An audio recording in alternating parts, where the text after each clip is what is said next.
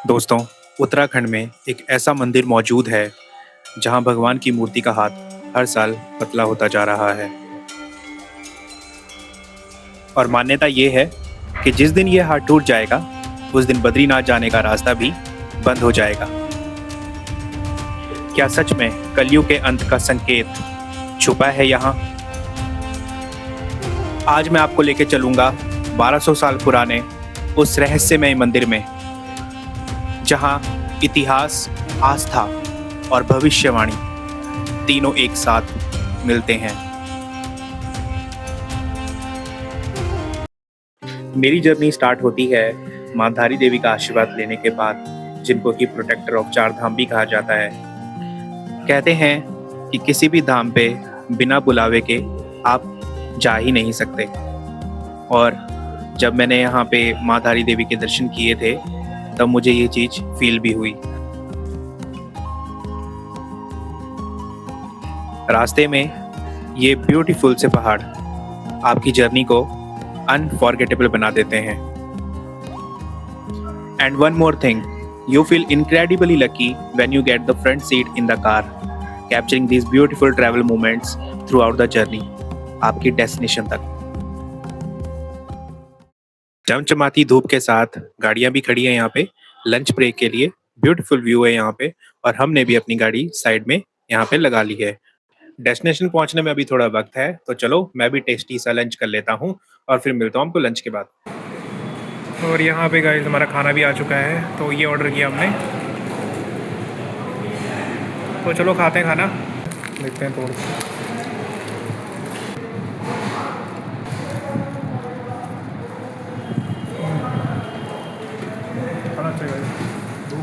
तो गाइस हमने खाना पीना खा लिया है, और हमने खाना पीना खाया था यहाँ पे होटल शिव शिवाय।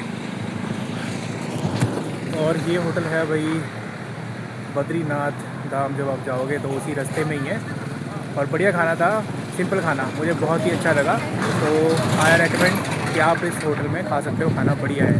टेस्टी सा लंच एंजॉय करने के बाद मैं भी अपने आगे के सफ़र के लिए निकल चुका हूँ। क्या आपने कभी सोचा है कि चार धाम आखिर कैसे बना? कहा जाता है कि भारत में अलग अलग पवित्र स्थान तो पहले से थे, लेकिन 8वीं शताब्दी में आदि शंकराचार्य ने पूरे भारत को आध्यात्मिक रूप से जोड़ने के लिए चार प्रमुख धामों को विशेष महत्व दिया। उत्तर में बद्रीनाथ, दक्षिण में रामेश्वर, पूरब में जगन्नाथपुरी और पश्चिम में द्वारका। ये चारों दिशाओं में स्थापित किए गए ताकि लोग पूरे भारत की आध्यात्मिक यात्रा कर सकें। बाद में उत्तराखंड के भीतर भी एक अलग छोटा चार धाम प्रसिद्ध हुआ, यमुनोत्री, गंगोत्री, केदारनाथ और बद्रीनाथ। और आज लाखों श्रद्धालु सिर्फ यात्रा नहीं करते, बल्कि इसे जीवन की एक आस्था और अनुभव मानते हैं। कहा जाता है कि स्वर्ग की अंतिम यात्रा के लिए पांडवों ने भी इसी देवभूमि उत्तराखंड का मार्ग चुना था। महाभारत युद्ध के बाद उन्होंने राजपाट त्याग दिया और मोक्ष की खोज में हिमालय की ओर निकल पड़े। और हम जिस जगह से गुजर रहे हैं वो सिर्फ एक शहर नहीं है, ये है कर्णप्रयाग, एक ऐसी जगह जहां दो नदियां ही नहीं बल्कि इतिहास, आस्था और महाभारत की कहानियां भी आकर मिलती हैं। आप सोच रहे होंगे कि इसका नाम कर्णप्रयाग क्यों पड़ा? कहा जाता है कि महाभारत के महान योद्धा और दानवीर कर्ण ने यहीं पर वर्षों तक भगवान सूर्य की कठोर तपस्या की थी। कर्ण अपनी शक्ति से ही नहीं, अपने दान और अपने वचनों से भी महान कहलाते थे। और कहानी यहीं खत्म नहीं होती। संगम के पास एक जगह है जिसे कर्णशिला कहा जाता है। मान्यता है कि महाभारत युद्ध के बाद भगवान कृष्ण ने यहीं कर्ण का अंतिम संस्कार भी किया था। आज ये जगह पंचप्रयागों का तीसरा पवित्र संगम है, जहां अलकनंदा और पिंडर नदी मिलती है। लेकिन अगर आप यहाँ आए तो सिर्फ नदियों का संगम नहीं देखेंगे, आपको ऐसा लगेगा जैसे इतिहास और आस्था भी एक दूसरे से मिल रहे हों। प्रेजेंट टाइम की बात करें तो कर्णप्रयाग उत्तराखंड के चमोली जिले का एक खूबसूरत शहर है। यहाँ की स्थानीय भाषा की बात करें तो मुख्य रूप से यहाँ की भाषा गढ़वाली है। हिंदी भी काफ़ी बोली और समझी जाती है। और सामने ये पहाड़ पर बने ब्यूटीफुल से घर देखो, बहुत ही सुंदर लग रहे हैं।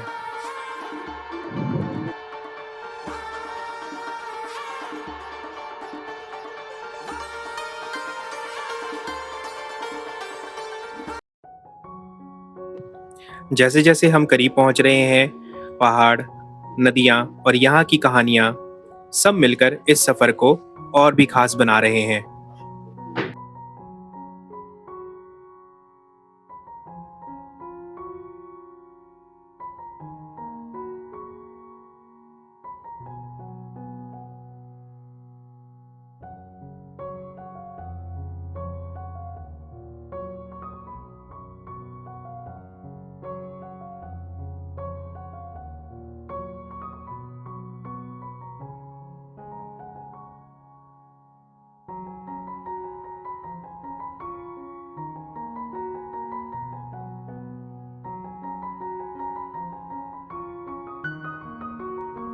सफर को एंजॉय करने के बाद और जैसा कि आप देख ही रहे हो, गाड़ियों की लाइटें जलनी भी शुरू हो चुकी हैं।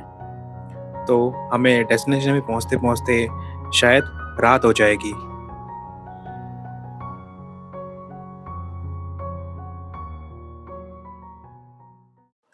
और इसी सुनसान रास्ते के बीच हमारी मुलाकात एक ऐसे बाबा जी से हुई, जो पिछले 2 महीने से घर से निकले हुए हैं। राजस्थान से निकले बाबा जी आस्था की राह पर 4 धाम कर रहे हैं और मैंने भी जब उनसे पूछा कि आपको डर नहीं लग रहा? तो उन्होंने कहा भोले की कृपा है, रास्ता अपने आप हो जाएगा। राजस्थान से पग यात्रा कर रहे हैं बाबा जी। तो ये हैं बाबा जी यहाँ पे। राजस्थान से आ रहे हो बाबा जी आप, है ना? हाँ, पग यात्रा कर रहे हो फिर? तो हमने बहुत हो गया, हमने ऑफर भी किया था कि गाड़ी में बैठ जाओ, हम आगे तक छोड़ देते हैं, बट लेकिन पग यात्रा है तो बाबा जी ने फिर मना ही कर दिया। तो राजस्थान कहाँ से हो बाबा जी आप? धौलपुर जिला पड़ता है, तहसील पड़ती है। हाँ जी। और जैसे हम आए हरिद्वार, अच्छा। कासगंज, फिर हरिद्वार से फिर हम बद्रीनाथ गए, बद्रीनाथ से कपाट बंद है, फिर वापस लौटे। अच्छा। केदारनाथ गए, केदारनाथ से तुंगनाथ गए भगवान, फिर वहाँ से दर्शन गोपेश्वर होते हुए यहाँ या फिर यहाँ दोबारा है। और गाइस देख लो, रास्ता बिल्कुल सुनसान है और बाबा जी लगे अकेले लगे हुए हैं। सब भगवान की कृपा है उसी की। 4 किलोमीटर बदला है। तो कितने दिन हो गए आपको राजस्थान से निकले हुए? 2 महीने से कम है। 2 महीने से? 2 महीने से। कमाल की बात है। बाबा जी से भी विदा लेने के बाद हम निकल पड़े अपनी आगे की जर्नी के लिए। लेकिन आज छोटी छोटी दूरियों के लिए भी हम लोग सुविधा ढूंढते हैं और वहीं बाबा जी 2 महीने अपने घर से दूर 4 धाम की यात्रा कर रहे हैं। पे मैं हूँ जोशी मठ में, तो सुबह बद्रीनाथ के दर्शन के लिए निकलना है, तो रूम लेना बहुत ज़रूरी था क्योंकि थकान भी लग चुकी है और गाड़ी वाले भैया फिर खड़ चुके हैं, उन्होंने पार्किंग में लगा दी है गाड़ी और भाई मैं भी थक चुका हूँ। रूम दिखा देता हूँ आपको एक बार। तो ये है रूम और ये होम स्टे है, तो जो फैमिली है उन्होंने ही होम स्टे बना रखा है। तो मैं सुबह आपको बोर्ड भी दिखा दूँगा, तो आप भी कभी आओ तो आप लोग भी यहाँ पे रह सकते हो। नीट एंड क्लीन है और अच्छा है। मैं इस टाइम पे उठ चुका हूँ, नींद भी ढंग से नहीं आई, कल रात भी एडिटिंग पे लगा रहा। तो लाइक शेयर कमेंट ज़रूर कर देना, ठीक है? ये देख लो 3:31 हो रहे हैं अभी टाइम, तो ब्लॉगर की लाइफ भी इजी नहीं होती। और यहाँ लेटा था अभी मैं, और अभी दिखाता हूँ आपको बाहर का नज़ारा।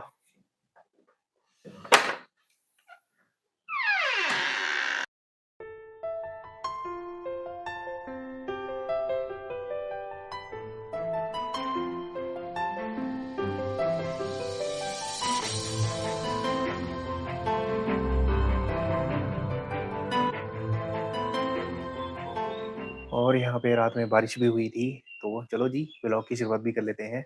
तो हाय गाइस, गुड मॉर्निंग, सुप्रभात, प्रणाम। तो मैं निखिल राणा आपका अपने इस यूट्यूब चैनल में बहुत-बहुत स्वागत करता हूँ। मेरे यूट्यूब चैनल का नाम है निखिल राणा एटी व्लॉग्स और उम्मीद है कि आप लोग मेरे व्लॉग एन्जॉय कर रहे होंगे। तो अभी मैं हूँ भाई जोशीमठ में और इस टाइम पे सुबह के बज रहे हैं 3:30 और नज़ारे बहुत ही बढ़िया हो गए हैं क्योंकि रात को हुई थी बारिश और ठंडा हो गया, चिल्ड चिल्ड वाइब आ रही है। और ठंडी-ठंडी हवा चल रही है इस टाइम भी ना, फेस पे लग रही है तो बढ़िया लग रही है। तो चलो फटाफट से रेडी-वेडी होते हैं और फिर निकलते हैं। तो दोस्तों, स्वागत है आपका जोशीमठ में, जिसे ज्योतिर्मठ भी कहते हैं। और आप देख रहे हो 1200 साल पुराना नरसिंह टेम्पल। ये एक ऐसा मंदिर है जहां आस्था के साथ जुड़ी है एक रहस्यमयी भविष्यवाणी। कहा जाता है कि इस मंदिर का निर्माण 8वीं शताब्दी में हुआ था। राजतरंगिणी ग्रंथ के अनुसार इस मंदिर का निर्माण कश्मीर के राजा ललितादित्य मुक्तापिता ने करवाया था। हिमालय की ऊंचाइयों में बना ये मंदिर आज भी हजारों श्रद्धालुओं की आस्था का केंद्र है। जोशीमठ को ज्योतिर्मठ भी कहा जाता है और ये वही स्थान है जहां आदि शंकराचार्य ने अपने 4 प्रमुख मठों में से पहला मठ स्थापित किया था। भगवान नरसिंह भगवान विष्णु का चौथा अवतार माने जाते हैं। पुराणों के अनुसार राक्षस राजा हिरण्यकशिपु ने खुद को भगवान मान लिया था, किंतु उनके बेटे भक्त प्रहलाद सिर्फ विष्णु जी की भक्ति करते थे। अपने भक्त की रक्षा के लिए भगवान विष्णु ने नरसिंह अवतार लिया, आधे मानव और आधे सिंह।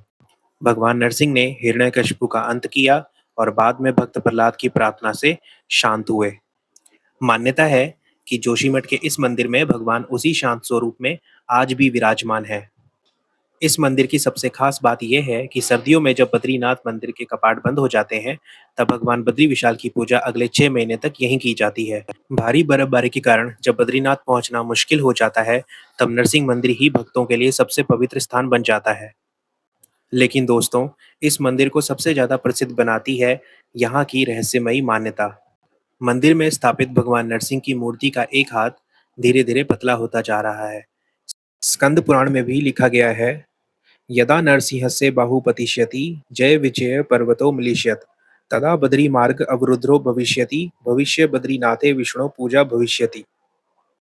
अर्थात जब नरसिंह टेम्पल में भगवान नरसिंह की भुजा गिर जाएगी और जय विजय नर नारायण पर्वत आपस में मिल जाएंगे, तब बद्रीनाथ टेम्पल जाने का मार्ग बंद हो जाएगा और भविष्य में भगवान विष्णु की पूजा भविष्य बद्री में होगी। ये है भविष्य बद्री, जिसके बारे में स्कंद पुराण में लिखा गया है। पिछले कुछ वर्षों में जोशीमठ में जमीन धंसने की घटनाओं ने लोगों को और ज्यादा डरा दिया है। कई लोग इसे मंदिर की भविष्यवाणी से जोड़ते हैं, हालांकि वैज्ञानिक इसे प्राकृतिक कारण मानते हैं। लेकिन हिमालय की इन वादियों में आस्था और रहस्य आज भी साथ साथ चलते हैं। जोशीमठ का नरसिंह मंदिर सिर्फ एक धार्मिक स्थल नहीं, बल्कि इतिहास, आस्था और रहस्य का संगम है। अगर आप कभी उत्तराखंड आएं तो इस दिव्य मंदिर के दर्शन जरूर करें और कमेंट में जरूर बताएं कि आप इस भविष्यवाणी पर विश्वास करते हैं। वीडियो पसंद आई हो तो लाइक, शेयर, सब्सक्राइब जरूर करें। कमेंट में जय बद्री विशाल लिखना ना भूलें। तो चलिए जी, आई होप आपको ये जोशीमठ के नरसिंह मंदिर का व्लॉग अच्छा लगा होगा। अब मिलूंगा मैं आपको अगली वीडियो में, जहां मैं आपको कराऊंगा स्वर्ग के रास्ते, बद्रीनाथ टेम्पल के दिव्य दर्शन। Keep watching, keep supporting Nikhil Rana team vlogs. Bye bye, see you and take care.